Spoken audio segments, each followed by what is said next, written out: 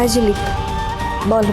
Hello, বলছি কমলা মাসি নাকি দেবার সাথে সমতার বিয়ে ঠিক করে দিয়েছে, এটা কি সত্যি? তোমাকে কে বললো? আমাকে যেই বলুক না কেন, তুই বল না। হ্যাঁ। আর তুই সেটা মেনে নিলি? আমার কাছে এছাড়া আর কোনো রাস্তা ছিল না ঝিলিক। তোকে আমার মাথার দিব্যি রইল ঝিলিক, আমি যে ছেলে তোর জন্য ঠিক করে দেব, তোকে তাকেই বিয়ে করতে, তাকেই বিয়ে করতে, তাকেই বিয়ে করতে, তাকেই।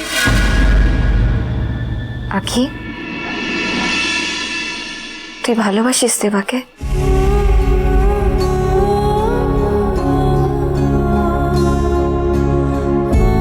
হ্যাঁ। তাহলে দেবার সাথেই তোর বিয়ে হবে। সেটা আর হওয়ার নয় ঝিলিক, আমিও বিয়েতে মত দিয়েছি। একটু আগে এসে পাত্রপক্ষ সমস্তটা ঠিক করে গেল। এই সময় আর ঝামেলা বাড়াতে পারবো না, আর এটাই বোধহয় মা কালীর ইচ্ছে। আমি তোমার পরিচয় নিয়ে থাকবো, তুমি আমার পরিচয় নিয়ে থাকবে। আর ঝিলিক, সত্যিটা জানাজানি হয়ে গেলে তো আমাদের দুজনেরই খুব বিপদ, বলো। তোমার সংসারটা নষ্ট হয়ে যাবে ঝিলিক। তুমি আমার জন্য অনেক কিছু ত্যাগ করেছো, এবার আমাকে একটু ঋণ শোধ করার সুযোগ দাও। এতে তোমার আর আমার দুজনেরই ভালো হবে। তোমার মা, কমলা মাসি, সমতা, সবার ভালো হবে ঝিলিক। সবাই যেটা চায় সেটাই হোক। জানিস তো, প্রেম, বিয়ে, ভালোবাসা এগুলো সব ওপর থেকেই ঠিক হয়, নিচে শুধু খাওয়া দাওয়া হয়। তোর সাথে যদি দেবার বিয়েটা লেখা থাকে তাহলে তোর সাথেই হবে, সেটা কেউ আটকাতে পারবে না। আঁকি,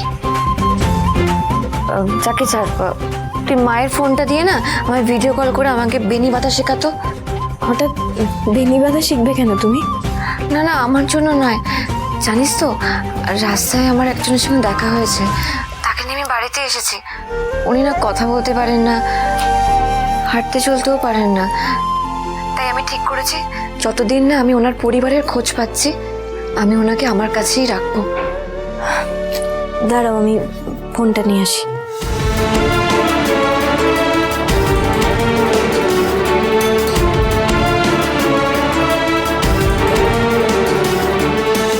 এবার আমি আপনাকে একটু সাজুগুজু করিয়ে দেবো, দাঁড়া।